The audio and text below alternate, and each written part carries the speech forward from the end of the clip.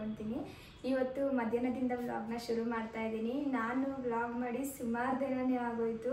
ನೀವು ಕೂಡ ಕಮೆಂಟ್ ಮೂಲಕ ಕೇಳ್ತಿದ್ರಿ ಅಟ್ಲೀಸ್ಟ್ ಕುಕ್ಕಿಂಗ್ದಾದ್ರೂ ಅಪ್ಲೋಡ್ ಮಾಡಿ, ಏನೂ ಮಾಡ್ತಿಲ್ವಲ್ಲ, ಮಿನಿ ವ್ಲಾಗ್ಸ್ ಮತ್ತು ವ್ಲಾಗ್ಸ್ ಯಾವುದೂ ಮಾಡ್ತಾ ಇಲ್ವಲ್ಲ, ಹಾಗೆ ಮನೆಯದು ವ್ಲಾಗ್ ಮಾಡಿ ಅಂತ ಎಲ್ಲ ಕೇಳ್ತಾ ಇದ್ರಿ. ಏನಾಯ್ತಂದರೆ ನಾವು ಸೂರತ್ತಿಂದ ಬಂದ ಮೇಲೆ ತುಂಬ ಕೆಲಸ ಆಗೋಯಿತು. ನಾವು ಸೂರತ್ಗೆ ಹೋಗುವಾಗ ಮನೆಯದು ಐಟಮ್ಸ್ನೆಲ್ಲ ಇಲ್ಲಿ ಶಿಫ್ಟ್ ಮಾಡಿದ್ವಲ್ಲ, ಅದನ್ನ ಯಾವುದನ್ನು ಕೂಡ ನಾವು ಆರ್ಗನೈಸ್ ಮಾಡೋಗಿರಲಿಲ್ಲ. ಹೆಂಗೆ ತಂದಿದ್ದು ಹಂಗಂಗೆ ಇಟ್ಬಿಟ್ಟು ಹೊರಟಿದ್ದು. ಅಲ್ಲಿಂದ ಬಂದ ಮೇಲೆ ಅದೇ ಕೆಲಸ ಆಗೋಯಿತು. ಅದಲ್ಲದೆ ಸ್ವಲ್ಪ ಶಾಪಲ್ಲೂ ಕೆಲಸ ಜಾಸ್ತಿ ಆಗೋಯಿತು. ಇವಾಗ ಸ್ಕೂಲೆಲ್ಲ ಓಪನ್ ಇರೋದ್ರಿಂದ ಅದು ಇದು ಅಪ್ಲಿಕೇಶನ್ಸ್ ಎಲ್ಲ ಬರ್ತಾ ಇತ್ತಲ್ಲ, ಅಲ್ಲೂ ಕೂಡ ಕೆಲಸ ಜಾಸ್ತಿ ಆಗೋಯಿತು. ಮನೇಲೇ ಇದ್ದಿದ್ರೆ ಆರಾಮಾಗಿ ಎಲ್ಲನೂ ಮಾಡ್ಕೊಂಡು ಬಿಡ್ಬೋದಿತ್ತು. ಇನ್ನು ಅಲ್ಲೂ ಹೋಗಿ ಇಲ್ಲೂ ಮನೆಯದೆಲ್ಲನೂ ಮಾಡ್ಕೊಳ್ಬೇಕಂದ್ರೆ ಸ್ವಲ್ಪ ಕಷ್ಟ ಆಗ್ತಾಯಿತ್ತು. ಒಂಥರ ಹಿಂಸೆ ಅನ್ನಿಸ್ಬಿಡ್ತು. ಒಂದು ವಾರ ಫುಲ್ಲು ಏನು ಮಾಡೋಕ್ಕೂ ಕೂಡ ಸರಿ ಹೋಗಲಿಲ್ಲ.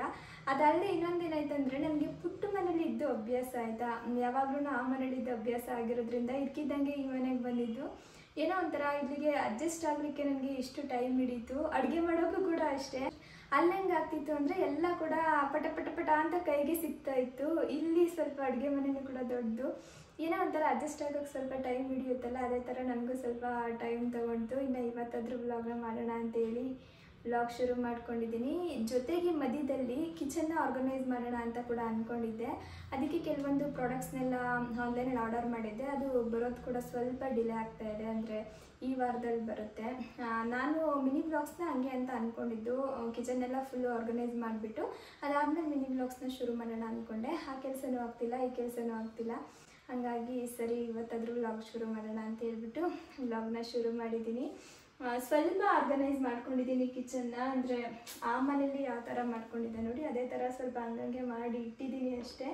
ಇನ್ನು ಕೆಲವೊಂದು ಪ್ರಾಡಕ್ಟ್ನೆಲ್ಲ ಆನ್ಲೈನಲ್ಲಿ ಆರ್ಡರ್ ಮಾಡಿದ್ದೀನಿ, ಬರಬೇಕು. ಅದು ಬಂದಮೇಲೆ ಇನ್ನೂ ಸ್ವಲ್ಪ ನೀಟಾಗಿ ಆರ್ಗನೈಸ್ ಮಾಡೋಣ ಅಂತ ಅಂದ್ಕೊಂಡಿದ್ದೀನಿ. ನನಗೆ ಯಾವ ಥರ ಬರುತ್ತೋ ಆ ಥರ ಆರ್ಗನೈಸ್ ಮಾಡೋಣ ಅಂತ ಅಂದ್ಕೊಂಡಿದ್ದೀನಿ.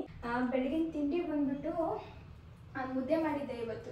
ಏನಂದರೆ ಈ ಮನೆಗೆ ಬಂದಮೇಲೆ ನಾನು ಸರಿ ಗಡಿಗೆನೇ ಮಾಡ್ತಾಯಿಲ್ಲ. ಅಂದರೆ ಹೆಂಗೆ ಬೇಕು ಹಂಗಂಗೆ ಮಾಡಿ ಊಟ ಮಾಡ್ತಿದ್ದಿದ್ದು ಅಷ್ಟೇ. ಒಂಥರ ಮುದ್ದೆ ತಿಂದೆ ಎಷ್ಟೊಂದು ದಿನ ಆಗೋಗ್ಬಿಟ್ಟಿದೆ. ನಮ್ಮ ಮನೇಲಿ ಒಂದು 15 ದಿನ ಆಯ್ತಂತ ಅನಿಸುತ್ತೆ. ಈ ಮನೆಗೆ ಬಂದಾಗಿಂದ ನಾನು ಒಂದಿನೂ ಮುದ್ದೆ ಮಾಡಿರಲಿಲ್ಲ. ನನ್ನ ಹಸ್ಬೆಂಡ್ ಕೂಡ ಕೇಳ್ತಿದ್ರು ಮುದ್ದೆನೇ ಮಾಡಿಲ್ವಲ್ಲ ಅಂತ ಹೇಳ್ಬಿಟ್ಟು. ಹಂಗಾಗಿ ಇವತ್ತು ಬೆಳಗ್ಗೆನೇ ಮುದ್ದೆ ಮಾಡಿ ಸ್ವಲ್ಪ ಮೊಸಪ್ಪಿನ ಸಾಂಬಾರು ಮಾಡಿ ಹೀರೆಕಾಯಿ ಪಲ್ಯ ಎಲ್ಲ ಮಾಡಿದ್ದೆ. ಇನ್ನು ಇವತ್ತಿನ ಮಧ್ಯಾಹ್ನದ ಊಟ ಇದು. ಸ್ವಲ್ಪ ಮುದ್ದೆ ಹಾಗೆ ಹೆಸರು ಕಾಳು ಮತ್ತು ಹೀರೆಕಾಯಿನ ಹಾಕಿ ಪಲ್ಯ ಮಾಡಿದ್ದೆ. ಮೊಸಪ್ಪಿನ ಸಾಂಬಾರು. ಮೊಸಪ್ಪು ಅಂದರೆ ಬರೀ ಪಾಲಕ್ ಸೊಪ್ಪು ಹಾಕ್ಬಿಟ್ಟು ಮಾಡಿದ್ದೆ, ಬೇರೆ ಏನಾಗಿಲ್ಲ. ಬರೀ ಪಾಲಕ್ ಸೊಪ್ಪು ಹಾಕಿ ಒಂಥರ ಮೊಸಪ್ಪು ಥರ ಮಾಡಿದ್ದೆ. ಅದ್ರ ಜೊತೆಗೆ ಒಂದು ಸ್ವಲ್ಪ ಕ್ಯಾರೆಟ್ ಹಾಗೆ ಈರುಳ್ಳಿ ತೊಗೊಂಡಿದ್ದೀನಿ. ಇವಾಗ ಊಟ ಮಾಡಿ ಹೊರಡಬೇಕು. ಇನ್ನೊಂದೇನೆಂದರೆ ಇದನ್ನು ನೀವು ನೋಡಿರ್ಬೋದು, ಖರ್ಜೂರದ ಹಣ್ಣು ಅಂತ ಹೇಳ್ಬಿಟ್ಟು. ನಾನು ಯಾವತ್ತೂ ಕೂಡ ಖರ್ಜೂರದ ಹಣ್ಣು ಈ ಥರ ತಿಂದಿರಲಿಲ್ಲ. ಹಾಗಾಗಿ ಒಂದು 1/4 kg ತೊಗೊಂಡು ಬಂದಿದ್ದೆ. ಎಷ್ಟು ಚೆನ್ನಾಗಿದೆ ಗೊತ್ತಾ ಇದು. ಒಂಥರ ಏನೋ ಅದ್ರದ್ದು ಟೇಸ್ಟ್ ನನಗೆ ಯಾವ ಥರ ಯಾವುದಕ್ಕೆ ಹೋಲಿಸ್ಬೇಕಂತೇಳಿ ಗೊತ್ತಾಗ್ತಾಯಿಲ್ಲ. ಮಾತ್ರ ತುಂಬಾ ರುಚಿಯಾಗಿದೆ. ಒಂದು 1/4 kg 50 ರೂಪಾಯಿ ಅಂತ ನಾವು ಖರ್ಜೂರ ತೊಗೊಂಡು ಬರ್ತೀವಿ ನೋಡಿ, ಡೇಟ್ಸು. ಅದ್ರದ್ದೇನೇ ಹಣ್ಣಂತೆ ಇದು ಹಣ್ಣು ಆದಮೇಲೆ ಅದರ ಡೇಟ್ಸ್ ಮಾಡ್ತಾರಂತೆ. ಚೆನ್ನಾಗಿದೆ ಮಾತ್ರ. ಇನ್ನು ಊಟ ಎಲ್ಲ ಮುಗಿಸ್ಕೊಂಡು ಕಿಚನೆಲ್ಲ ಕ್ಲೀನ್ ಮಾಡಿಬಿಟ್ಟು ಸ್ವಲ್ಪ ಹೊತ್ತು ರೆಸ್ಟ್ ಮಾಡಿಬಿಟ್ಟು ಅದಾದಮೇಲೆ ನಾನು ಶಾಪ್ಗೆ ಹೋದೆ. ಸಾಕಾಗ್ಬಿಟ್ಟಿತ್ತು, ಸ್ವಲ್ಪ ರೆಸ್ಟ್ ಬೇಕು ಅಂತ ಅನ್ನಿಸ್ತಾ ಇತ್ತು. ಹಾಗಾಗಿ ಇನ್ನು ಇವತ್ತು ಆಕ್ವಾಗಾರ್ಡೆಲ್ಲನೂ ತೊಗೊಂಡು ಬರಲಿಕ್ಕೆ ಹೊರಗಡೆ ಹೋಗಬೇಕಿತ್ತು. ಅದಲ್ಲದೆ ಬೇರೆ ಕೂಡ ಏನೇನೋ ತರಬೇಕಂತ ಅಂದ್ಕೊಂಡಿದ್ದೋ. ತರಬೇಕು ಅನ್ನೋದಕ್ಕಿಂತ ನೋಡ್ಕೊಂಡು ಬರ್ಬೇಕು ಅಂದ್ಕೊಂಡಿದ್ದೋ. ಹಾಗಾಗಿ ಇವತ್ತು ನನ್ನ ಹಸ್ಬೆಂಡ್ ಕೂಡ ಬೇಗನೆ ಬಂದಿದ್ದರು. 3:45 ಹಂಗೆ ಬಂದು ಸೋಫಾಗೆ ಇಟ್ಟಿದ್ದ ಜಾಗನ ದಾರದಲ್ಲಿ ಚೆಕ್ ಮಾಡ್ಕೊಂಡು ಬಂದಿರೋದು. ರಾತ್ರಿನೇ ಹೇಳಿದ್ದೀನಿ ಟೇಪ್ ತೊಗೊಂಡು ಬಂದು ಒಂದ್ಸಲ ಚೆಕ್ ಮಾಡಪ್ಪು ಅಂತ. ಅದು ಹೆಂಗೆ ಗೊತ್ತಾಗುತ್ತೆ? ಅದು ಗೊತ್ತು. 12 ಇಂಚ ಅಂತಂದ್ರೆ 5 ಅಡಿ ಬಂದೈತೆ. ಕಿಟಕಿ ಕಡೆ ಇದು 6 ಅಡಿ ಬಂದೈತೆ. ಹಿಂಗೆ ಕಮ್ಮಿನೇ ಇಟ್ಟಿದ್ದೀನಿ. ಹಿಂಗೆ 7 ಅಡಿ. ಅಲ್ಲೊಂದು ಸ್ವಲ್ಪ 3 ಸೀಟ್ ಹಾಕೋ ಕಡೆ 7 ಅಡಿ ಐತೆ. ಹೆಚ್ಚು ಕಡಿಮೆ ಆದರೆ ಹೆಚ್ಚು ಆಗಲ್ಲ, ಕಡಿಮೆ ಆಗಲ್ಲ. ಅಲ್ಲಿ ಸೋಫಾ ಹಾಕೋಕ್ಕಾಗಲ್ಲ. ಆಮೇಲೆ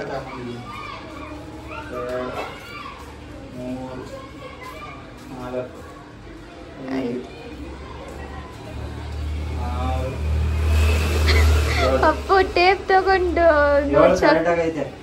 ಟೇಪ್ ತಗೊಂಡು ಚೆಕ್ ಮಾಡಿದ್ರೆ ಗೊತ್ತಾಗುತ್ತೆ. ಇಷ್ಟೊಂದು ಕಷ್ಟ ಪಡ್ಬೇಕು. ಈಗ ನೀನ್ ಟೇಪ್ ತಗೊಂಡು ಅಳತೆ ಮಾಡು, 7 ಅಡಿ ಇಲ್ಲ ಅಂದ್ರೆ ಕೇಳಿ. ಇವಾಗೆಲ್ಲ ಚೆಕ್ ಮಾಡೋದು. ಬಂದು ಚೆಕ್ ಮಾಡಬೇಕು.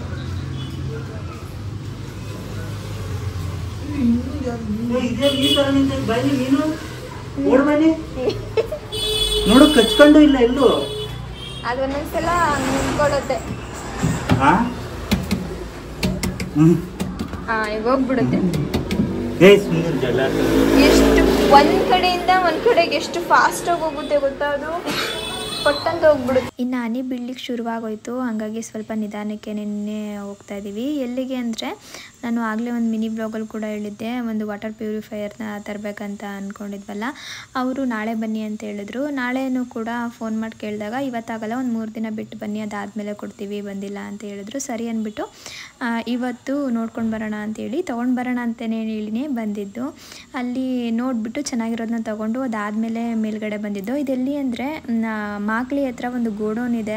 ಇಲ್ಲೆಲ್ಲ ಯಾವ ಥರ ಪ್ರಾಡಕ್ಟ್ ಸಿಗುತ್ತೆ ಅಂದರೆ ಏನಾದರೂ ಸ್ವಲ್ಪ ಸ್ಕ್ರ್ಯಾಚ್ ಆಗಿರೋದು, ರಿಜೆಕ್ಟ್ ಆಗಿರೋ ಪೀಸ್ಗಳೆಲ್ಲ ಇಲ್ಲಿರುತ್ತೆ. ಕಡಿಮೆ ಬೆಲೆಗೆ ಸಿಗುತ್ತೆ. ನಾವು ಹೊರಗಡೆ ಎಲ್ಲ ತೊಗೊಂಡ್ರೆ ಒಂದು 15,000 ಕೊಟ್ಟು ಸ್ಟವ್ ತೊಗೊಳ್ತೀವಿ ಅಂದರೆ ಇಲ್ಲೊಂದು 10,000 ರೂಪಾಯಿಗೆ ಆ ಥರ ಸಿಗುತ್ತೆ. ಒಂದು ಸ್ವಲ್ಪ ಅಲ್ಲಿ ಇಲ್ಲಿ ಸ್ಕ್ರ್ಯಾಚ್ ಆಗಿರುತ್ತೆ, ಆದರೆ ಮಷಿನ್ ಏನೂ ಹಾಳಾಗಿರಲ್ಲ, ಯಾವುದೇ ತೊಗೊಂಡ್ರು ಕೂಡ ಆದರೆ ಸ್ವಲ್ಪ ಸ್ಕ್ರ್ಯಾಚಸ್ ಆಗಿರುತ್ತೆ. ಹಾಗಾಗಿ ನಾವು ಕೂಡ ತೊಗೊಳ್ಳೋಣ ಅಂತ ಬಂದಿದ್ದು. ನಾವಿಲ್ಲಿಂದ ಯಾವತ್ತೂ ಕೂಡ ಏನು ಪ್ರಾಡಕ್ಟ್ನು ಕೂಡ ತೊಗೊಂಡೋಗಿರಲಿಲ್ಲ. ನಮಗೆ ಪರಿಚಯರವರೇ ಹೇಳಿದರು ತೊಗೊಂಡು ಬಂದರೆ ಚೆನ್ನಾಗಿರುತ್ತೆ, ನಾವು ಕೂಡ ಫ್ರಿಜ್ ತೊಗೊಂಡು ಬಂದಿದ್ದೀವಿ, ಚೆನ್ನಾಗಿ ಬಾಳಿಕೆ ಬಂದಿದೆ ಅಂತ ಹೇಳ್ಬಿಟ್ಟು. ಹಾಗಾಗಿ ವಾಟರ್ ಪ್ಯೂರಿಫೈಯರ್ನ ತೊಗೊಂಡೋಗೋಣ ಅಂತ ಬಂದಿದ್ದು. ಇದೊಂದು ಕಾಯಿ ತುರಿಯೋ ಮಷಿನ್ ಕೊಡಿಸ್ತೀನಿ. ಏನಕ್ಕೆ? ಕಾಯಿ ತುರಿಯಕ್ಕೆ. ಅಯ್ಯೋ ಇದು ಚೌಟ್ರಿಲಿ ಇಟ್ಕೊಂತಾರಲ್ಲ ಅವ್ರು ಇಟ್ಕೊಳ್ಳೋದು ಹಿಂಗೆ ಯಾಕಮ್ಮ ಇದು? 4,100 rupees. ಪ್ರೀತಿ ಎಷ್ಟೈತೆ ರೇಟು? 4,100 rupees. ಅಲ್ಲೇ ಮಾಡ್ಬಿಡು. 6,000 ಇರೋದನ್ನ ಅಷ್ಟು ಕಡಿಮೆ ಕೊಡ್ತೀನಿ. ಪರವಾಗಿಲ್ಲ, ಅಲ್ಲೇ ಮಾಡು, ಕೈಯಲ್ಲೇ ತುರಿಬೋದು, ನಾನೇ ತುರ್ಕೊಡ್ತೀನಿ ಒಂದು ದಿನಕ್ಕೆ. ಯಾಕೆ ತಗೊಂಡ್ಬೇಕು.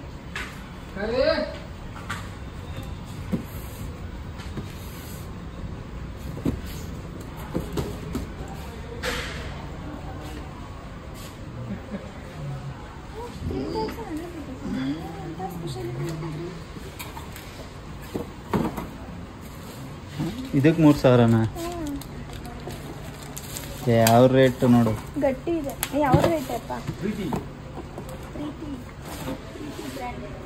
Sale price 3,100 rupees. ಅಲ್ಲೇ ಮಡಗ್ಬಿಡು, ಬೇಡ ಬೇಜಾನೈತೆ ನಮ್ಮ ಮನೇಲೆ. ಸುಮ್ಮನೆ ನೋಡೋದಷ್ಟೇ. ಅದು ಗೊತ್ತು ನೋಡೋದೇ ಬೆಂಕಿ ಅಂಟಿಸ್ತಾವ್ ನೋಡೋಣ. ನೋಡಿ ಇಲ್ಲೆಲ್ಲ ನಾ ಬೆಂಕಿ ಅಂಟ್ಕೊಂಡ್ರೆ ಏನು ಮಾಡೋದು? ಈ ಥರ ಎಲ್ಲ ಮಾಡ್ತಾ ಇದೀಯಲ್ಲ. ಈ ತರ ತಗೊಬೇಕು. ಎಷ್ಟು? 24,000 ಸ್ವಂತ ಮನೆ ಕಟ್ಟಿ. 41,000 ಇದೆ ಆಕ್ಚುಲಿ. ಇವ್ರು 24 और कितना के देता? 24. हाँ ಇದಕ್ಕಿನ್ನ ಕಮ್ಮಿ ಕೊಡ್ತಾರೆ. ಇನ್ನೂ ಒಂದು 10% ಕಮ್ಮಿ ಐತೆ. ನಮಗೂ ಅದು ಪ್ಯೂರಿಫೈಯರ್ 11,000 ಹೇಳಿದ್ರು, 10,000 ಕೊಟ್ಟು. ಇದೆಲ್ಲ ಬೇಡ, ನಮ್ಮ ಮನೆ ಸ್ಟವ್ ಇನ್ನೂ ಚೆನ್ನಾಗಿದೆ. ಬಾ ಇಲ್ಲಿ ನೋಡಕ್ಕೆ ಇಲ್ಲಿ ಪ್ಲಸ್ ಮೈನಸ್ ಇದೇನು ಕೊಟ್ಟವ್ರೆ? ಸೆಟ್ಟಿಂಗ್ಸ್. ಆನ್ ಆಗೋಯ್ತು. ಅಡುಗೆ ಮಾಡೋರಿಗೆ ಮಾತ್ರ ಅದೆಲ್ಲ ಗೊತ್ತಿರೋದು, ನಿಂಗೆ ಗೊತ್ತಿರೋಲ್ಲ. ನೋಡಿ ಏನಾದರೂ ಹೆಚ್ಚು ಕಡಿಮೆ ಆದರೆ ನೀವು ಕಡ ಇಟ್ಕೊಳ್ಳಿ, ಕಸ ಬಿಡ್ತೈತೆ. ಅವನು ವರ್ಷ ಎಲ್ಲ ಗುಡಿಸ್ಬೇಕಾಯ್ತದೆ. ವರ್ಷ ಎಲ್ಲ ಏನಿಲ್ಲ, ಒಂದು 2 ತಿಂಗಳು. ಟಿವಿ ಎಲ್ಲ ಸ್ಕ್ರಾಚಾ? ಇನ್ನು ನಾವು ತೊಗೊಂಡು ಬಂದ ವಾಟರ್ ಪ್ಯೂರಿಫೈಯರ್ ಬಂದುಬಿಟ್ಟು ಆನ್ಲೈನಲ್ಲಿ 14,500 rupees ಏನೋ ಇತ್ತು. ಇವರು 11,000 ಹೇಳಿದ್ರು. ಅದಾದಮೇಲೆ ಒಂದು 500 ರೂಪಾಯಿ ಡಿಸ್ಕೌಂಟ್ ಮಾಡಿ 10,500 ರೂಪಾಯಿಗೆ ಹಾಕ್ಕೊಟ್ರು. ಪರವಾಗಿಲ್ಲ ಅಂತ ಅನ್ನಿಸ್ತು. ಆದರೆ ಅದು ಕ್ವಾಲಿಟಿ ಚೆನ್ನಾಗಿದೆಯಾ ಚೆನ್ನಾಗಿಲ್ವಾ ಅದೆಲ್ಲ ಗೊತ್ತಿಲ್ಲ, ಅದನ್ನು ಯೂಸ್ ಮಾಡ್ತಾ ಹೋದಂಗೆ ನಮಗೆ ಗೊತ್ತಾಗುತ್ತೆ. ಆದರೆ ಮಷಿನೆಲ್ಲ ಏನು ಪ್ರಾಬ್ಲಮ್ ಇರಲ್ಲ, ಚೆನ್ನಾಗಿರುತ್ತೆ ಅಂತಲೇ ಹೇಳಿದರು. ಹಾಗಾಗಿ ತೊಗೊಂಡು ಬಂದಿದ್ದೀವಿ, ನೋಡಬೇಕು ಅದು ಯಾವ ಥರ ವರ್ಕ್ ಆಗುತ್ತೆ ಅಂತ ಹೇಳ್ಬಿಟ್ಟು. ಅದಾದಮೇಲೆ ಸ್ವಲ್ಪ ಡೈನಿಂಗ್ ಟೇಬಲ್ ನೋಡೋಣ ಅಂತ ಹೇಳ್ಬಿಟ್ಟು ನಾಗರು ಬಾವಿಗೆ ಬಂದಿದ್ದು. ನನ್ನ ಹಸ್ಬೆಂಡ್ ಸ್ವಲ್ಪ ಆನ್ಲೈನಲ್ಲೆಲ್ಲ ಚೆಕ್ ಮಾಡಿದ್ರಂತೆ, ಇಲ್ಲೆಲ್ಲ ಕ್ವಾಲಿಟಿ ಚೆನ್ನಾಗಿರುತ್ತೆ. ಈಗ ಸುಮಾರು ಚಾನಲ್ಗಳಲ್ಲೆಲ್ಲ ಅಡ್ವರ್ಟೈಸ್ ಮಾಡ್ತಿರ್ತಾರೆ ಅಲ್ವಾ, ಕಡಿಮೆ ಪ್ರೈಸು ಅಂತ ಹೇಳ್ಬಿಟ್ಟು. ಹಾಗಾಗಿ ನಾವು ಇಲ್ಲಿಗೆ ಬಂದಿದ್ದು. ಕ್ವಾಲಿಟಿ ಮಾತ್ರ ನಿಜವಾಗ್ಲೂ ತುಂಬಾ ಚೆನ್ನಾಗಿತ್ತು. ಎಲ್ಲ ಥರ ಡೈನಿಂಗ್ ಟೇಬಲ್ಸ್ ಇತ್ತು, ಎಷ್ಟು ಕಲೆಕ್ಷನ್ ಇತ್ತು ಗೊತ್ತಾ. ಒಂದು ನೋಡಿದ್ರೆ ಇನ್ನೊಂದು ನೋಡಬೇಕು ಅಂತ ಅನಿಸೋದು. ಆದರೆ ರೇಟ್ ತುಂಬಾ ದುಬಾರಿ ಅಂತ ಅನ್ನಿಸ್ತು. ನಾನು ಅಂದ್ಕೊಂಡಿದ್ದಕ್ಕಿಂತ ಜಾಸ್ತಿನೇ ರೇಟ್ ಇತ್ತು. ಒಂದೊಂದು ಡೈನಿಂಗ್ ಟೇಬಲ್ 40,000 50,000 ಆ ಥರ ಎಲ್ಲ ಇತ್ತು. ನನಗೆ ನನಗೆ ಅಷ್ಟೊಂದೆಲ್ಲ ಇನ್ವೆಸ್ಟ್ ಮಾಡಲಿಕ್ಕೆ ನಿಜವಾಗ್ಲೂ ಇಷ್ಟ ಇಲ್ಲ ಡೈನಿಂಗ್ ಟೇಬಲ್ಗಳಿಗೆಲ್ಲ. ಏನಂದರೆ ಎಲ್ಲರ ಮನೇಲೂ ಇರೋ ಥರ ನಮ್ಮ ಮನೇಲೂ ಒಂದು ಇರಬೇಕು ಅನ್ನೋದೊಂದು ಅಷ್ಟೇ. ಅದನ್ನು ಬಿಟ್ಟರೆ ತುಂಬ ಜಾಸ್ತಿ ದುಡ್ಡು ಕೊಟ್ಟು ತೊಗೊಳ್ಬೇಕಂತ ಏನು ನನ್ನ ತಲೆಯಲ್ಲಿ ಇರೋದಿಲ್ಲ. ಅಷ್ಟೊಂದು ಇನ್ವೆಸ್ಟ್ಮೆಂಟ್ ಕೂಡ ನಾನು ಈ ಥರದಕ್ಕೆಲ್ಲ ನಾನು ಮಾಡಲ್ಲ. ಹಾಗಾಗಿ ಇಲ್ಲ ಅಪ್ಪು ಇಷ್ಟೊಂದೆಲ್ಲ ಬೇಡ, ಒಂದು ಸ್ವಲ್ಪ ಕಡಿಮೆ ಇರೋದನ್ನ ನೋಡೋಣ ಅಂತ ಹೇಳ್ಬಿಟ್ಟು ಮತ್ತೆ ನಾವು ಆ ಗೋಡೌನಲ್ಲಿ ವಾಟರ್ ಪ್ಯೂರಿಫೈಯರ್ನ ತೊಗೊಂಡಿದ್ವಲ್ಲ, ಅದೇ ಥರ ಇನ್ನೊಂದು ಗೋಡೌನ್ ಇದೆ ಮಾಕ್ಲಿಯಲ್ಲೇ, ಅಲ್ಲಿಗೆ ಹೋಗೋಣ ಅಂತೇಳಿ ಅಲ್ಲಿಗೆ ಹೋಗಿದ್ದೋ. ಅಲ್ಲಿ ವಿಡಿಯೋಸ್ನ ತೊಗೊಳ್ಳೋದು ಬೇಡ ಅಂತ ಅಂದರು, ಹಾಗಾಗಿ ನಾನು ತೊಗೊಳ್ಳಿಲ್ಲ. ಅಲ್ಲೇನಂದರೆ ಇದು ಡೈನಿಂಗ್ ಟೇಬಲ್ ಬಂದುಬಿಟ್ಟು ಒಂದೇ ಒಂದು ಪೀಸ್ ಇತ್ತು, ಅದನ್ನು 15,000 ಹೇಳಿದ್ರು, ಒಂದು 11,000 ರೂಪಾಯಿಗೆ ಹಾಕ್ಕೊಡ್ತೀನಿ ಅಂತ ಹೇಳಿದ್ರು. ಆದರೆ ಅದ್ರದ್ದು ಕ್ವಾಲಿಟಿ ಏನು ಚೆನ್ನಾಗಿದೆ ಅಂತ ನನಗೆ ಅನ್ನಿಸ್ಲಿಲ್ಲ. ಚೇರ್ಗಳು ತುಂಬ ಚೆನ್ನಾಗಿತ್ತು, ಆದರೆ ಡೈನಿಂಗ್ ಟೇಬಲ್ ಬರುತ್ತಲ್ಲ ಅದೆಲ್ಲ ಒಂಚೂರು ಚೆನ್ನಾಗಿರೋದಿಲ್ಲ, ತುಂಬಾ ತೆಳುಗಿತ್ತು. ಹಾಗಾಗಿ ಬೇಡ ಅಂದ್ಕೊಂಡು ಮತ್ತೆ ಇನ್ನೊಂದು ಕಡೆ ಹೋಗಿ ನೋಡೋಣ ಅಂತ ಹೇಳ್ಬಿಟ್ಟು ಸುಮ್ಮನೆ ಎಲ್ಲ ಕಡೆನೂ ಹೋಗಿ ಚೆಕ್ ಮಾಡಿದ್ದೀವಿ ಇವತ್ತು. ಯಾಕೆ ಎಲ್ಲ ಕಡೆ ಹೋಗಿ ಚೆಕ್ ಮಾಡ್ದು ಅಂದರೆ, ಏನಾದರೂ ಒಂದು ಮನೆಗೆ ತೊಗೊಳ್ಬೇಕಂದ್ರೆ ಒಂದು 4-6 ಕಡೆ ವಿಚಾರಿಸ್ಬೇಕಲ್ವಾ. ಈಗ ಒಂದು ಕಡೆ ಕಡಿಮೆ ಇರುತ್ತೆ, ಇನ್ನೊಂದು ಕಡೆ ಜಾಸ್ತಿ ಇರುತ್ತೆ. ಹಾಗಾಗಿ ಒಂದು 4-5 ಕಡೆ ನೋಡಿದ್ರೆ ನಮಗೂ ಒಂದು ಐಡಿಯಾ ಬರುತ್ತೆ ಅಂತ ಹೇಳ್ಬಿಟ್ಟು ಸುಮ್ಮನೆ ಎಲ್ಲೋ ಒಂದು ಕಡೆ ಹೋಗಿ ಪರ್ಚೇಸ್ ಮಾಡಿಬಿಟ್ರೆ ಜಾಸ್ತಿ ದುಡ್ಡು ಕೊಟ್ಬಿಟ್ವಿ ಅನ್ನೋ ಗಿಲ್ಟು ನನಗೆ ತುಂಬ ಸಲ ಕಾಡುತ್ತೆ. ಏನಾದರೂ ಒಂದೇ ಸಲ ಹೋಗಿ ತೊಗೊಂಡು ಬಂದುಬಿಟ್ರೆ ಆಮೇಲೆ ಯೋಚನೆ ಮಾಡ್ತೀನಿ, ಅಯ್ಯೋ ಇಲ್ಲಿ ತೊಗೊಳ್ಳೋಕ್ಕಿಂತ ಇನ್ನೊಂದು ಕಡೆ ತೊಗೊಂಡಿದ್ರೆ ಕಡಿಮೆ ಆಗ್ತಾ ಇತ್ತಲ್ಲ ಅಂತ ಹೇಳ್ಬಿಟ್ಟು. ಹಾಗಾಗಿ ನಾವು ಈ ಥರ ಯಾವಾಗಲೂ ಅಷ್ಟೇ ವಿಚಾರಿಸ್ಕೊಂಡೇ ತೊಗೊಳ್ಳೋದು. ಇನ್ನು ಬಗಲ್ಗುಂಟೆ ರೋಡಲ್ಲಿರೋ ಇಲ್ಲಿಗೂ ಕೂಡ ಬಂದಿದ್ದು. ಇಲ್ಲಿ ಕೂಡ ಡೈನಿಂಗ್ ಟೇಬಲ್ ಎಲ್ಲ ಚೆನ್ನಾಗಿದೆ. ಇದೇನೆಂದರೆ ನಮ್ಮ ಆಂಟಿ ಸಜೆಸ್ಟ್ ಮಾಡಿದ್ದು, ನಾವು ಮನೆಗೆ ಡೈನಿಂಗ್ ಟೇಬಲ್ಲು ಅಲ್ಲೇ ತೊಗೊಂಡು ಬಂದಿದ್ದು, ಹೋಗಿ ತಗೋ ಚೆನ್ನಾಗಿದೆ, ಕ್ವಾಲಿಟಿ ಎಲ್ಲ ಚೆನ್ನಾಗಿದೆ, ಅದಲ್ಲದೆ ಬಾರ್ಗಿನ್ ಕೂಡ ಮಾಡ್ಬೋದು, ಸ್ವಲ್ಪ ಕಡಿಮೆಗೆ ಮಾಡಿಕೊಡ್ತಾರೆ ಅಂತ ಹೇಳ್ಬಿಟ್ಟು. ನಮಗೆ ಇಲ್ಲಿ ಡೈನಿಂಗ್ ಟೇಬಲ್ದು ಅಷ್ಟೊಂದು ಡಿಸೈನ್ ಚೆನ್ನಾಗಿದೆ ಅಂತ ಅನ್ನಿಸ್ಲಿಲ್ಲ. ಕ್ವಾಲಿಟಿ ವೈಸ್ ತುಂಬಾ ಚೆನ್ನಾಗಿತ್ತು. ಟೀಕ್ ವುಡ್ಡಲ್ಲಿ ಮಾಡಿದ್ದೀನಿ ಅಂತ ಹೇಳಿದ್ರು, ಆದರೆ ನಂಗೆ ಡಿಸೈನ್ ಏನೋ ಅಷ್ಟೊಂದು ಇಷ್ಟ ಆಗಲಿಲ್ಲ. ಒಂದು 4-5 ಇದ್ದೋ ಯಾವ ಕೂಡ ನಂಗೆ ಇಷ್ಟ ಆಗಲಿಲ್ಲ. ಅದಾದಮೇಲೆ ಬೇಡ ಬೇರೆ ಕಡೆ ಹೋಗಿ ನೋಡೋಣ ಅಂತ ಅಂದ್ಬಿಟ್ಟು ಸೋಫಾ ನೋಡ್ದೋ. ಅಲ್ಲಿ ಸೋಫಾ ಮಾತ್ರ ತುಂಬಾ ಚೆನ್ನಾಗಿತ್ತು. ಸೋಫಾ ಆರ್ಡ್ರ್ ಕೊಟ್ಬಿಡೋಣ ಅಂತ ಹೇಳ್ಬಿಟ್ಟು ಸೋಫಾ ಮೊದಲು ನೋಡೋಣ ಅಂತೇಳಿ ಸೋಫಾ ನೋಡ್ತಿದ್ದೆ. ನಾನು ಈ ಸೋಫಾನ ತುಂಬಾ ಇಷ್ಟಪಟ್ಟೆ, ತುಂಬ ಚೆನ್ನಾಗಿತ್ತು, ಒಂಥರ ಕ್ಯೂಟಾಗಿತ್ತು. ಕಲರ್ ನನಗೆ ಈ ಕಲರೇನು ಅಷ್ಟು ಇಷ್ಟ ಆಗಲಿಲ್ಲ, ಬಟ್ ಅದು ನಾನೇನಾದರೂ ತೊಗೊಳ್ಬೇಕಂತ ಇದ್ದರೆ ಈ ಥರನೇ ಸೋಫಾ ತೊಗೊಳ್ಬೇಕು ಅಂತ ಅಂದ್ಕೊಂಡಿದ್ದೆ ಸುಮಾರು ಸಲ. ಹಾಗಾಗಿ ಅದು ತುಂಬಾ ಇಷ್ಟ ಆಗಿಬಿಡ್ತು. ಅದಾದಮೇಲೆ ಅವರೇ ನಮಗೆ ಸಜೆಸ್ಟ್ ಮಾಡಿದ್ರು, ಈ ಸೋಫಾ ಏನು ಅಷ್ಟೊಂದು ಒಳ್ಳೇದಿರಲ್ಲ ಅಂತ ಅಂದರೆ ವಾಷಬಲ್ ಕ್ಲಾತಲ್ಲ, ಇದು ಬೇಗ ಗಲೀಜಾಗೋಗ್ಬಿಡುತ್ತೆ, ಇದರಲ್ಲೇ ಬೇರೆ ಕೊಡ್ತೀನಿ, ಅದು ವಾಷಬಲ್ ಕ್ಲಾತ್ ಇರುತ್ತೆ, ಹಾಗೆ ಜಾಸ್ತಿ ದಿನ ಕೂಡ ಬಾಳಿಕೆ ಬರುತ್ತೆ, ಒಂದು 10 ವರ್ಷ ವಾರಂಟಿ ಕೊಡ್ತೀವಿ ಅಂತ ಎಲ್ಲ ಹೇಳಿದ್ರು. ಸರಿ ಅಂದ್ಬಿಟ್ಟು ಮನೆಗೆ ಹೋಗಿ ನೋಡೋಣ ಅಂತ ಅಂದು ಸುಮ್ಮನೆ ಅದು. ಅದಾದಮೇಲೆ ಮತ್ತೆ ಮಕ್ಳಿಗೆ ಬಂದಿದ್ದೀವಿ.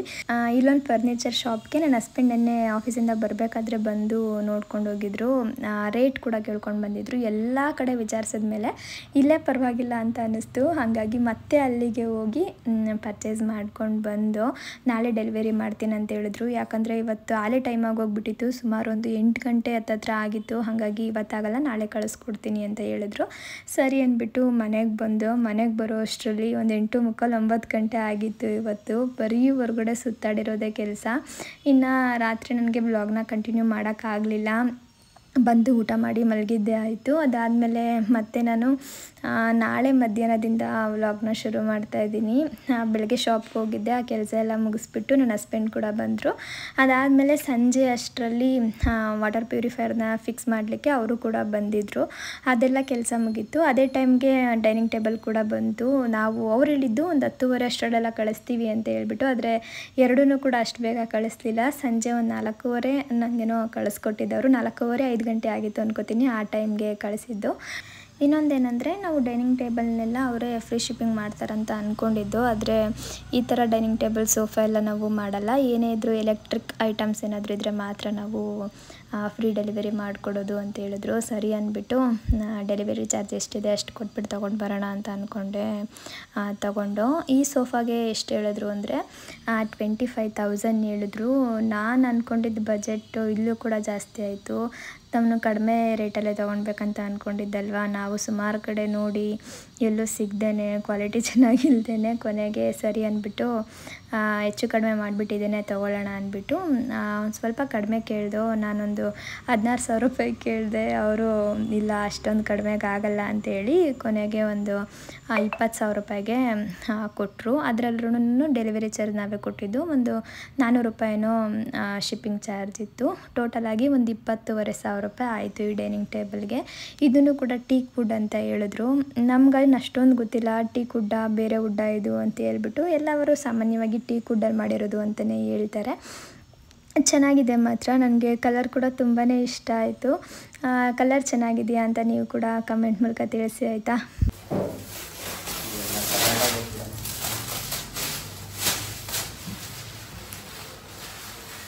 ನೀನು ಚೇರ್ ಹೇಳ್ಕೊಂಡು ಕೂತ್ಕೋಗ್ಬಿಟ್ಟ. ಕಲರ್ ಚೆನ್ನಾಗಿದಾ?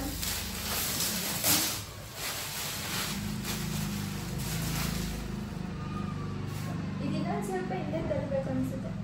ಆಗುತ್ತಾ? ಕುತ್ಕೊಳ್ಳೋದು ಹೆಂಗೆ ಇನ್ನ ಹಿಂದೆ ತಿಳಿದ್ಬಿಟ್ರೆ ಓಡಾಡ್ಬೋದಲ್ಲ. ಇನ್ನೇ ಹೇಳ್ಕೊಬೇಕಾ ಸಾಕು ಸಾಕು. ಕಾಕಾ? ಇಲ್ಲಿ ನನಗೆ ಫ್ರೈಡ್ ಒಳಗೆ ಹೇಳೋಕ್ಕಾಗಲ್ಲ. ಅಲ್ಲಿ ಇಟ್ಕೊಂಡು ತಿನ್ಬೋದಲ್ಲ. ಸಾಕು ಸರಿ. ಇಲ್ಲಿ ಇಟ್ಕೊಬೋದು ಇಲ್ಲ ಅಲ್ಲಿ ಇಟ್ಕೊಬೋದು ಇಲ್ಲ ನೋಡಿ. ಇದೆಲ್ಲ ಚಿಕ್ಕಟ್ಟಾಗಿ ಇದೇನು ಕಲರ್ ಮ್ಯಾಚ್ ಆಗ್ತಾಗಿಲ್ಲಪ್ಪ ಅದಕ್ಕೂ ಇದಕ್ಕೂ. ಮ್ಯಾಚ್ ಆಯ್ತಾಯ್ತು. ಇನ್ನೊಂಚೂರು ಇನ್ನು ಈ ಕಡೆ ಹಾಕೋಣ. ಆ ಕಡೆ ಅದೇನೆ ಹಿಂದಕ್ಕೆ ಸ್ವಲ್ಪ ಜಾಗ ಸಾಕಾಗಲ್ಲ. ಅವು ಚೇರ್ ಹಾಕೊಂಡು ಕುತ್ಕೊಳ್ವಾಗ ಆಗಲ್ಲ. ಸರಿ. ಆಮೇಲೆ ಗೋಡೆ ಟಚ್ ಹೆಚ್ಚ ಸ್ಕ್ರಾಚ್ ಆದ್ರೆ ಕೆಳಗಡೆ ಹಾಕ್ತೀನಿ. ಇನ್ನಿವಾಗ ರಾತ್ರಿ ಊಟಕ್ಕೆ ರೆಡಿ ಮಾಡ್ಕೊತಾ ಇದ್ದೀನಿ. ಕೆಲಸ ಮಾಡ್ತಾ ಮಾಡ್ತಾ ಸಮಯ ಯಾವ ಥರ ಹೋಗುತ್ತೆ ಅಂತಲೇ ಗೊತ್ತಾಗ್ತಾ ಇಲ್ಲ. ಇಲ್ಲಿಗೆ ಬಂದಮೇಲೆ ನಮ್ಗೆ 24 ಗಂಟೆ ಸಾಲ್ತಾನೆ ಇಲ್ವೇನೋ ಅಂತ ಅನ್ನಿಸ್ತಾ ಇದೆ ನಿಜವಾಗ್ಲೂ ಕೂಡ. ಇಬ್ರಿಗೂ ಹಂಗೆ ಆಗ್ತಿದೆ. ಅವ್ರಿಗೂ ಅಲ್ಲಿ ಕೆಲಸ, ಮತ್ತೆ ಬಂದು ಶಾಪಿನ ಕೆಲಸ, ನನಗೂ ಇಲ್ಲಿ ಕೆಲಸ, ಮತ್ತೆ ಶಾಪಲ್ಲಿ ಕೆಲಸ ಮಾಡೋದು ಒಂಥರ ಹಿಂಸೆ ಅನಿಸ್ಬಿಟ್ಟಿದೆ. ಏನೋ ಒಂಥರ ಅನಿಸ್ಬಿಟ್ಟಿದೆ, ಹೇಳೋಕ್ಕಾಗಲ್ಲ. ಎಷ್ಟೊಂದು ಒಂಥರ ಗಜಿಬಿಜಿ ಅನ್ನಿಸ್ತಾ ಇದೆ ಅಂತ ಹೇಳ್ಬಿಟ್ಟು ಇನ್ನು ರಾತ್ರಿ ಊಟಕ್ಕೆ ಸಿಂಪಲ್ಲಾಗಿ ಏನಾದರೂ ಮಾಡೋಣ ಅಂತ ಹೇಳಿ ಅಂದ್ಕೊಂಡೆ. ಅದಾದಮೇಲೆ ನೆನಪಾಯಿತು ಕಾಬೂಲ್ ಕಡಲೆಕಾಳು ನೆನೆಸಿಟ್ಬಿಟ್ಟಿದೆ. ಸರಿ ಏನಾದ್ರೂ ಮಾಡೋಣ ಅಂತ ಹೇಳ್ಬಿಟ್ಟು ರೋಲ್ ಮಾಡ್ತಾಯಿದ್ದೀನಿ. ಕಾಬೂಲ್ ಕಡಲೆಕಾಳು ಹಾಕಿ ವೆಜ್ ರೋಲ್ ಮಾಡ್ತಾಯಿದ್ದೀನಿ. ಅಂದರೆ ಕಾಬೂಲ್ ಕಡಲೆಕಾಳೆಲ್ಲನೂ ಹಾಕಿ ಸ್ವಲ್ಪ ಟಿಕ್ಕಿ ಥರ ರೆಡಿ ಮಾಡಿಕೊಂಡು ಅದಾದಮೇಲೆ ರೋಲ್ ಮಾಡೋದು. ಟೇಸ್ಟ್ ಮಾತ್ರ ನಿಜವಾಗ್ಲೂ ತುಂಬ ಚೆನ್ನಾಗಿರುತ್ತೆ.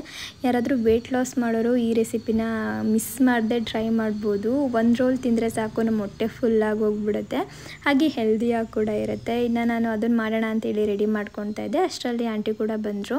ಇನ್ನು ಸ್ವಲ್ಪ ನಾವು 4-5 ಜನ ಆದ್ವಲ್ಲ, ಹಾಗಾಗಿ ಬರೀ ರೋಲ್ ಮಾಡಿದ್ರೆ ಸಾಲಲ್ಲ ಅಂತೇಳ್ಬಿಟ್ಟು ಬೀಟ್ರೋಟ್ ಪಲ್ಯ ಮಾಡಿ ಸ್ವಲ್ಪ ಚಪಾತಿ ಮಾಡಿಕೊಂಡು ರೋಲ್ನು ಮಾಡೋಣ, ಅವಾಗ ಎಲ್ಲರಿಗೂ ಸರಿ ಹೋಗ್ಬಿಡುತ್ತೆ ಅಂತ ಹೇಳ್ಬಿಟ್ಟು ಮಾಡ್ತಾಯಿದ್ದೀನಿ. ಅದಲ್ಲದೆ ನನ್ನ ಹಸ್ಬೆಂಡ್ ಈ ಥರ ವೆಜ್ ರೋಲ್ ಎಲ್ಲ ಅಷ್ಟೊಂದು ಇಷ್ಟಪಡ್ತಿದ್ನಲ್ಲ, ಅವರು ಈ ಪನ್ನೀರ್ ರೋಲು ಅಥವಾ ಚಿಕನ್ ರೋಲ್ ಇದನ್ನೆಲ್ಲ ತಿಂತಾರೆ. ಈ ತರಕಾರಿ ಎಲ್ಲ ಹಾಕಿ ಮಾಡೋದು ಅವ್ರಿಗೆ ಅಷ್ಟೊಂದು ಇಷ್ಟ ಆಗಲ್ಲ. ಅವ್ರಿಗೆ ಚಪಾತಿ ಬೀಟ್ರೋಟ್ ಪಲ್ಯ ಅಂದರೆ ತುಂಬಾ ಇಷ್ಟ, ತುಂಬ ಇಷ್ಟಪಟ್ಟು ತಿಂತಾರೆ. ಚಪಾತಿ, ಬೀಟ್ರೋಟ್ ಪಲ್ಯ, ಮೊಟ್ಟೆ ಪಲ್ಯ ಈ ಥರ ಎಲ್ಲ.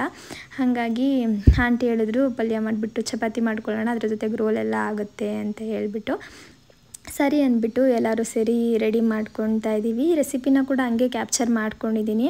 ಹಾಗೆ ಇನ್ನೊಂದೇನೆಂದರೆ ನಾನು ಸ್ವಲ್ಪ ಗ್ರಾಸರೀಸ್ನ ಕೂಡ ಇನ್ನೂ ಏನೂ ಆರ್ಗನೈಸ್ ಮಾಡಿ ಇಟ್ಕೊಂಡಿಲ್ಲ. ಯಾಕೆಂದರೆ ಈ ಮನೆಯಲ್ಲಿ ಬರೀ ಈ ಥರ ಕಬೋರ್ಡ್ಸ್ ಇದೆ ಅನ್ನೋದೊಂದು ಬಿಟ್ಟರೆ ಆರ್ಗನೈಸ್ ಮಾಡ್ಕೊಳ್ಳಿಕ್ಕೆ ರ್ಯಾಕ್ಸ್ ಎಲ್ಲ ಅಷ್ಟೊಂದು ಕೊಟ್ಟಿಲ್ಲ. ಬರೀ ಒಂದೇ ಒಂದು ರೈಟ್ ಸೈಡಲ್ಲಿ ಕೊಟ್ಟಿದ್ದಾರೆ. ಆ ಮನೇಲಿ ಹೆಂಗಿತ್ತು ಅಂದರೆ ಒಂದು ಶೆಲ್ಫ್ ಇತ್ತು, ನಾನು ಆರಾಮಾಗಿ ಎಲ್ಲನೂ ಜೋಡಿಸ್ಕೊಳ್ಬೋದಿತ್ತು.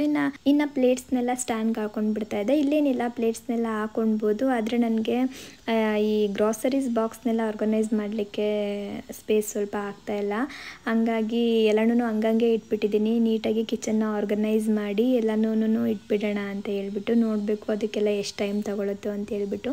ಎಲ್ಲನೂ ಒಂದೇ ಸಲ ಕೂಡ ಮಾಡೋಕ್ಕಾಗಲ್ಲ, ನಿಧಾನಕ್ಕೆ ಮಾಡ್ಕೊಳ್ಬೇಕಂತ ಅಂದ್ಕೊಂಡಿದ್ದೀನಿ. ಇವಾಗ ರೋಲ್ ಮಾಡಲಿಕ್ಕೆ ಕೆಲವೊಂದು ಸಾಸ್ಗಳನ್ನೂ ಕೂಡ ಮಾಡ್ಕೊಳ್ಬೇಕು. ಅದನ್ನು ರೆಡಿ ಮಾಡ್ಕೊತಾ ಇದ್ದೀನಿ. ಒಂದು ಜಾರ್ಗೆ ಹುರಿದಿಟ್ಕೊಂಡಿರೋ 1 ಟೀ ಸ್ಪೂನ್ ಆಗುವಷ್ಟು ಬಿಳಿ ಎಳ್ಳು, 1 ಸ್ಪೂನ್ ಆಗುವಷ್ಟು ಕಾಬೂಲ್ ಕಡಲೆ ಬೇಯಿಸಿರೋದಿದ್ದು, ಹಾಗೆ 1-2 ಬ್ಯಾಡಗಿ ಮೆಣಸಿನ್ಕಾಯಿ, ಸ್ವಲ್ಪ ಉಪ್ಪು, ಹಾಗೆ ಕೊಬ್ಬರಿ ಎಣ್ಣೆ 1 ಟೀ ಸ್ಪೂನ್ ಆಗುವಷ್ಟು ಹಾಕ್ಕೊಂಡ್ರೆ ಸಾಕು. ಒಂದು ಚೂರು ಬೇಕಿದ್ರೆ ನೀರು ಹಾಕ್ಕೊಳ್ಬೋದು. ಇನ್ನಿವಾಗ ಇನ್ನೊಂದು ಜಾರ್ಗೆ ಒಂದು 3-4 ಪೀಸ್ ಆಗುವಷ್ಟು ಈರುಳ್ಳಿ, ಒಂದು 3 ಬೆಳ್ಳುಳ್ಳಿ ಇಳಕಲು, ಒಂದು ಅರ್ಧ ಟೀ ಸ್ಪೂನ್ ಆಗುವಷ್ಟು ಮೆಣಸಿನ ಪುಡಿ, ಒಂದು 2 ಸ್ಪೂನ್ ಆಗುವಷ್ಟು ಮೊಸರು, ಒಂದು 1/4 ಭಾಗದಷ್ಟು ನಿಂಬೆಹಣ್ಣು ತಗೊಂಡು ಹಾಕ್ಬಿಟ್ಟು ಅದಕ್ಕೆ ಸ್ವಲ್ಪ ಪೆಪ್ಪರ್ ಪುಡಿನ ಸೇರಿಸ್ಕೊಂಡು ಗ್ರೈಂಡ್ ಮಾಡ್ಕೊಂಡಿದ್ದೀನಿ. ಪೆಪ್ಪರ್ ಪುಡಿ ನಮ್ಗೆ ಎಷ್ಟು ಬೇಕಷ್ಟು ಹಾಕ್ಕೊಳ್ಬೋದು. ಒಂದು ಚಿಟಿಕೆ ಉಪ್ಪು ಕೂಡ ಹಾಕ್ಕೊಳ್ಬೇಕು, ಅದು ಸ್ಕಿಪ್ ಆಗಿಬಿಟ್ಟಿದೆ. ಇನ್ನಿವಾಗ ಇನ್ನೊಂದು ಜಾರ್ಗೆ ನಾನು 1 ಕಪ್ ಅಷ್ಟು ಬೇಯಿಸಿಟ್ಕೊಂಡಿರೋ ಕಾಬೂಲ್ ಕಡಲೆನ ಸೇರಿಸ್ಕೊಳ್ತಾ ಇದ್ದೀನಿ. ಬೇಯಿಸಿರ್ಬೇಕು ಇದನ್ನು.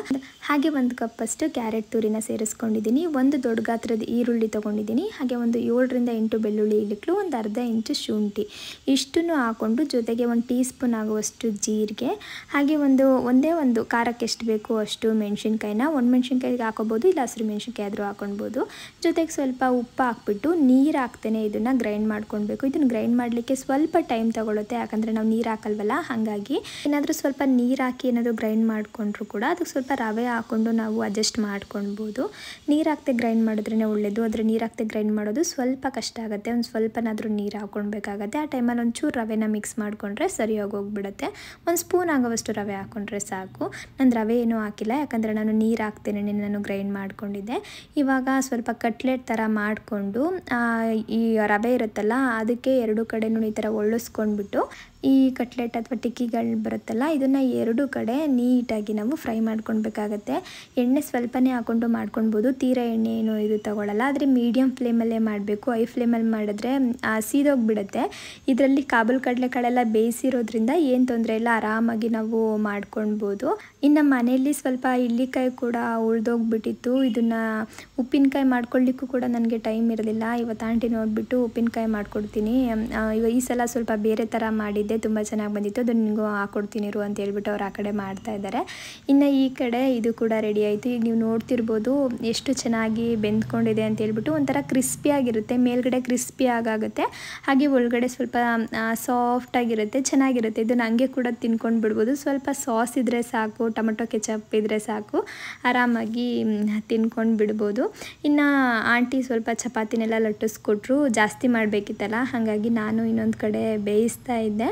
ಇಬ್ಬರು ಮಾಡ್ತಾ ಇದ್ದೀವಲ್ಲ ಅಷ್ಟೊಂದು ಕಷ್ಟ ಅಂತ ಅನಿಸಲ್ಲ. ಏನಾದರೂ ಸರಿ ಚಪಾತಿ ಮಾಡೋದು, ಅದರಲ್ಲಿ ಚಪಾತಿ ಮಾಡೋದೆಲ್ಲ ಇರುತ್ತಲ್ಲ, ಜಾಸ್ತಿ ಕ್ವಾಂಟಿಟಿಲಿ ಮಾಡ್ತಾ ಇದ್ದೀವಿ ಅಂದಾಗ ಯಾರಾದರೂ ಒಬ್ಬರು ಲಟ್ಟಿಸ್ಕೊಟ್ಬಿಟ್ರೆ, ಒಬ್ಬರು ಸುಟ್ಬಿಟ್ರೆ ಬೇಗನೆ ಆಗೋಗ್ಬಿಡುತ್ತೆ ಅಂತ ಅನಿಸುತ್ತೆ. ಹಾಗೆ ಸ್ವಲ್ಪ ಕಷ್ಟ ಅಂತ ಕೂಡ ಅನಿಸಲ್ಲ. ಇನ್ನು ನನಗೆ ಆಮೇಲೆ ಏನು ಅನ್ನಿಸ್ತು ಅಂದರೆ ಇವತ್ತು 2 ಕಡೆನೂ ಒಂದೊಂದು ತವ ಇಟ್ಬಿಟ್ಟಿದ್ರೆ ಬೇಗ ಸುಟ್ಕೊಂಡು ಬಿಡ್ಬೋದಿತ್ತಲ್ಲ ಚಪಾತಿನೆಲ್ಲನೂ, ಇಷ್ಟೊಂದು ಟೈಮೇ ವೇಸ್ಟ್ ಆಗ್ತಾ ಇರೋದಿಲ್ಲ ಅಂತ ಅನ್ನಿಸ್ತು. ಆಂಟಿ ಪಟ ಅಂತ ಲಟ್ಟಿಸ್ಕೊಟ್ಬಿಟ್ರು. ಇಲ್ಲಿ ಬೇಯಿಸ್ಲಿಕ್ಕೆ ಸ್ವಲ್ಪ ತಡ ಆಯಿತು. ಅದಲ್ಲದೆ ಸುಮ್ಮನೆ ಮಾತಾಡಿಕೊಂಡು ಟೈಮು ಯಾವ ಥರ ಹೋಯ್ತು ಅನ್ನೋದೇ ಗೊತ್ತಾಗಲಿಲ್ಲ ಇವತ್ತು ಕೂಡ.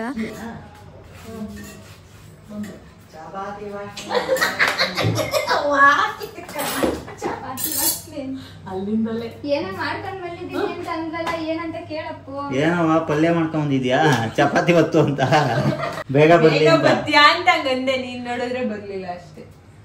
ಬರ್ತಾ ಇದೆ, ಬಾಗ್ಲ ಹಾಕೋ ಟೈಮ್ ಕರೆಕ್ಟಾಗಿ ಕಸ್ಟಮರ್ ಬಂದ್ರು, ಎಲ್ಲ ಆಫ್ ಮಾಡಿದೆ. ಏನ್ ಮಾಡಿರ್ಬೋದು ನೀನ್ ಹೆಂಡತಿ? ಚಪಾತಿಗೆ ಏನೋ ದಬಾಕಿರ್ತಾರೆ, ಏನು ಅಂತ ಗೊತ್ತಿಲ್ಲ. ಚಟ್ನಿ ಇನ್ನ ಮಾಡಿಲ್ಲ ಅನ್ಸ್ತದೆ. ಬೀಟ್ರೂಟ್ ಪಲ್ಯ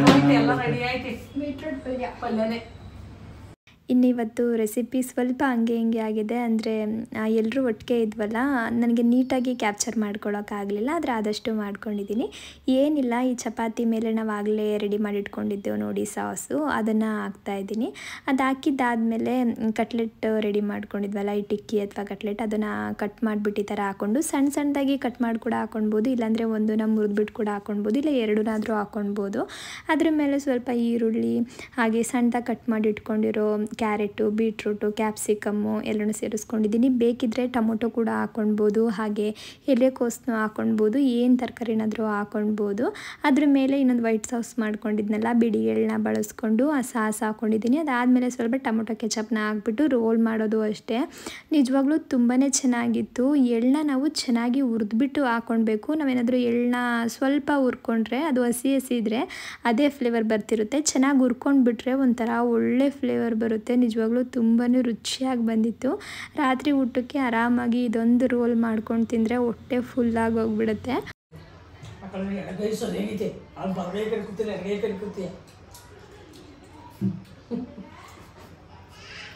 ನಮ್ಮ ಸೊಪ್ಪು ಸರಿಯಾದ ಆರೋಗ್ಯ ಬರೋದು ಚೆನ್ನಾಗಿ ಮಾಡ್ಕೊಡ್ತಾಳೆ. ಚೆನ್ನಾಗಿದೆ.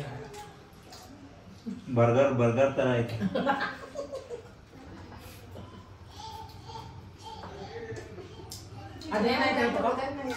ಚೆನ್ನಾಗೈತೆ ನಿಜ, ಪ್ರಾಮಿಸ್. ಯಾಕೆ ಕೊಟ್ಟೆ ಮತ್ತೆ? ನಮಗಿದೆ ಇಷ್ಟ. ಅದು ಎಷ್ಟೇ ಚೆನ್ನಾಗಿದೆ, ಇಷ್ಟ ಇರೋದು ತಾನೇ ತಿನ್ಬೇಕು. ಹಂಗಲ್ಲ, ಗೊತ್ತಾಗ ಚಪಾತಿ ತಿನ್ಕೊಳ್ಳಿ, ನಾನು ತಿಂತೀನಿ. ಚಪಾತಿ ತಿಂತೀನಿ, ಇದು ಬೀಟ್ರೂಟು ಚಪಾತಿ ಎಲ್ಲ ಸೇಮ್ ನಮ್ಮ ಟೆಸ್ಟ್ ಮಾಡಿಲ್ಲ. ಕ್ಯಾರೆಟ್ ಬಿಟ್ಬಿಟ್ಟು 2 ಹಾಕಿವಿ ಅಷ್ಟೇ, ಕಮ್ಮಿ ಇತ್ತು ಅಂತ. ಕ್ಯಾರೆಟ್ ಬೀಟ್ರೂಟ್ ಕಡಿಮೆ ಇತ್ತು ಅಂತ 2 ಹಾಕಿವಿ ಅಷ್ಟೇ. ನಾನು ಚಪಾತಿ 5 ತಿಂತಿದ್ದೆ. ಅರ್ಧ ಚಪಾತಿ ಒಂದೇ ಸತಿ ತಿಂತು. ನಿನ್ನಂಗೆ ಎಲ್ಲರೂ ಇರ್ತೀವಿ ನಾವು. ನಿನ್ನಂಗೆ ಕಾಲು ಅಲ್ಲ, ನಿನ್ನಂಗೆ ತಿನ್ನಕ್ ಹೋದ್ರೆ ನಾವು 2 ಚಪಾತಿ ತಿನ್ಬಿಟ್ಟು ಮನೆ ಕಬೇಕಾಯ್ತದೆ ಅಷ್ಟೇ. ಓಡಾಡಕ್ಕಾಗಲ್ಲ ಅವನಿಗೆ. ನಾನು ಮಲ್ಕೊಂಡೆ. ಯಾವಾಗ ತಿಂದ್ರೆ ನಾನು ಇಲ್ಲಿಂದ ಹೋದ್ರು ಅಂತ ಊಟ ಬಿಟ್ಬಿಟ್ಟು ಬಟ್ಟೆ ಮುಚ್ಚಿಟ್ಟು ಮಲ್ಕೊಂಡೆ. ಮತ್ತೆ ನಾನು ಊಟ ಮಾಡಿದ್ದೆ. ಅದಕ್ಕೆ ತಂದ್ಕೊಟ್ಟಿದ್ದ. ಏನೋ ಹೆಂಗ್ ಸಿಟ್ಟಿದ್ನಲ್ಲ ಅವಾಗ ಇಟ್ಟಿದ್ದು ನೀನು ಬೆಡ್ ಮೇಲೆ ಒದ್ದಾಡ್ಕೊಂಡು. ಬೆಳೆ ರಾತ್ರಿ ಮುಡಿಸಿ ನಮ್ಮ ರೂಮಲ್ಲಿ ಇಟ್ಟಿದ್ದೆ. ನಾನು ಬೆಳಗ್ಗೆ ಎದ್ದೆ ಗೊತ್ತಾ, ಎದ್ಬಿಟ್ಟು ನೀಟಾಗಿ ಕಿಚನ್ ಕ್ಲೀನ್ ಮಾಡಿ ಬಟ್ಟೆ ಮಾಡಿಸ್ಬಿಡ್ತೀನಿ ಆಂಟಿ ಬರೋಷ್ಟು. ನಾವು ಬೆಳಿಗ್ಗೆ ಎದ್ದು ಕಲ್ಲುತ್ತೀವಿ.